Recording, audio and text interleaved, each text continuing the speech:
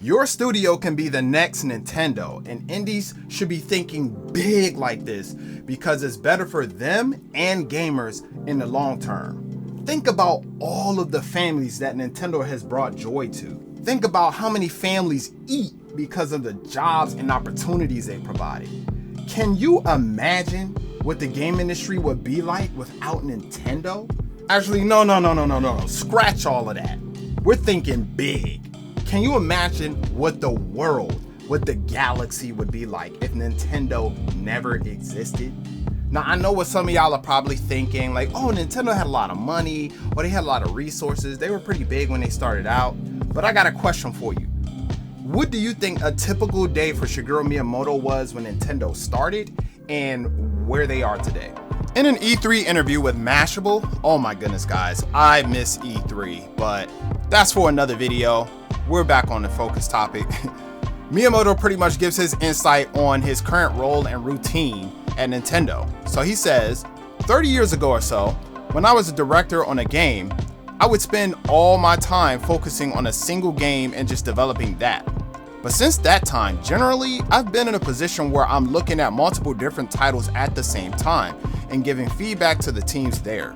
But overall, my day-to-day hasn't really changed that much. Probably over the past year, the biggest difference has been that I'm actually interacting directly and working directly with individual development teams. So in fact, it's been for a while now.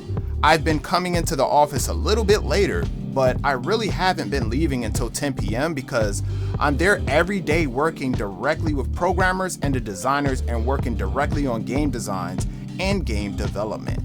Now, the key thing in here, y'all, that I wanna emphasize is he said that his day-to-day really hasn't changed that much. Meaning, he's been doing this since day one, y'all. Since Nintendo started. He said his day-to-day has not changed.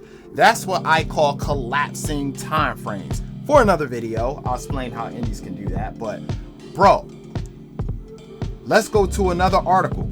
It says here in this article with Games Radar that 5 people made the original Super Mario Brothers. Now, in this source from the Super Mario Brothers credits, it says that 7 people in total worked on it. In the classic legendary Koji Kondo. Y'all know what this means? It means that Nintendo was the OG indie game company before they became AAA. Before the Xbox marketplace era where indie became like, you know, a quote unquote thing. Nintendo was the OG indie company. And Miyamoto was doing, he said he was pretty much doing the same thing that he was doing when things started to pretty much, 30 years after that. Now think about how many families you can help and bring joy to or jobs to, opportunities, about how your game can affect things on a global scale, about how you can build a studio that is sustainable on its own, how you can build generational wealth for your family and for other families. I mean, I'm sure Miyamoto's kids, I'm sure they're gonna be good like for a long time, and their kids as well.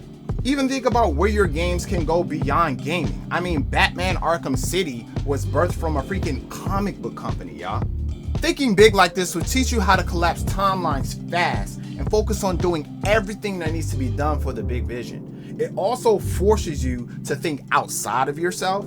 It forces you to build a team like Miyamoto did, and it forces you to be able to communicate with people, your teammates and gamers, and it ultimately builds the character that you need to be for the long term, because you really are the biggest asset that an indie game studio has. Not the money, not a publishing deal, it's you, really.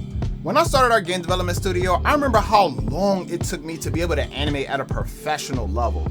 And I thought to myself about all the elements that it takes to develop a game: 2D art, 3D art, music, sound effects, programming, marketing, and more. And I was like, I'd be doing the world a disservice if I sat here and tried to do all of that on my own, rather than finding the best people at what they do and knowing their skill to be able to offer the world the best. They don't gotta be a Picasso or anything like that, but they just need to know more than me and be able to just like hit the ground running on things like programming, things like that.